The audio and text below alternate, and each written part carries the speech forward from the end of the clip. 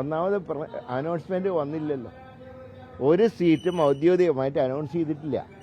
അത് തിങ്കളാഴ്ച കേന്ദ്ര തെരഞ്ഞെടുപ്പ് കേന്ദ്ര ഇലക്ഷൻ കമ്മീഷൻ ഇലക്ഷൻ പ്രഖ്യാപിക്കുന്നതാണ് കരുതുന്നത്. അന്ന് രാത്രിയോടുകൂടെ മാത്രമേ കോൺഗ്രസിന്റെ പൂർണ്ണ സ്ഥാനാർത്ഥി പട്ടിക പുറത്തു വരൂ. അതുവരെയുള്ള ഊഹാപോഹങ്ങളാണ്. എവിടെ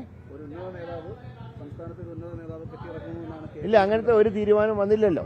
തീരുമാനം വരുമ്പോൾ നമുക്ക് നോക്കാം. അതല്ലാതെ ഇപ്പോഴ് ഒരു സ്ഥാനാർത്ഥിയെയും ഔദ്യോഗികമായിട്ട് പ്രഖ്യാപിച്ചിട്ടില്ല.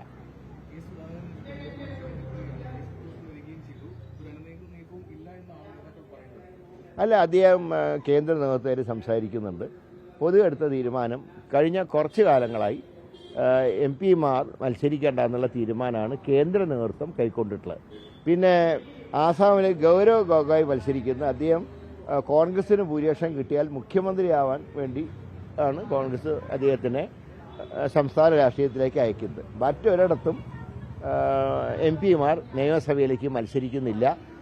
അങ്ങനെ മത്സരിക്കുമ്പോൾ ഇന്നത്തെ ഒരു രാഷ്ട്രീയ സാഹചര്യത്തിൽ ജനങ്ങൾ മൊത്തത്തിൽ നോക്കിയാൽ ഉപതെരഞ്ഞെടുപ്പുകൾ ഇഷ്ടപ്പെടുന്നില്ല. അത് തീർച്ചയായിട്ടും അദ്ദേഹം അങ്ങനെ ഈ പറയുന്ന പോലെ പൊട്ടിത്തെറിച്ചിട്ടൊന്നുമില്ല. അദ്ദേഹം കണ്ണൂരുമായിട്ടുള്ള ബന്ധത്തിനെ കുറിച്ചൊരു ഫേസ്ബുക്ക് പോസ്റ്റ് ഇട്ടു എന്നല്ലാതെ അദ്ദേഹം ഒരിക്കലും ഒരു പ്രസ്താവന പോലും കോൺഗ്രസിനെതിരായിട്ടോ കോൺഗ്രസ് നേതൃത്വത്തിനെതിരായിട്ടോ പറഞ്ഞിട്ടില്ല.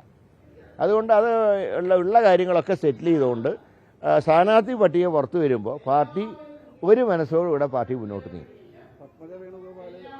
അത് BJPയുടെ ആഭ്യന്തര കാര്യമാണ്. BJPയുടെ സ്ഥാനാർത്ഥികളെ കോൺഗ്രസ് അല്ല നിശ്ചയിക്കുന്നത്. മത്സരിക്കേണ്ട അത് പാർട്ടി തീരുമാനിച്ചേണ്ട. BJPക്കാർ മത്സരിക്കേണ്ടത് എങ്ങനെയാണ് ഞങ്ങൾക്ക് പറയാൻ പറ്റൂ? BJPയുടെ സ്ഥാനാർത്ഥികളെ BJP തീരുമാനിക്കും, കോൺഗ്രസ് സ്ഥാനാർത്ഥികളെ കോൺഗ്രസ് തീരുമാനിക്കും.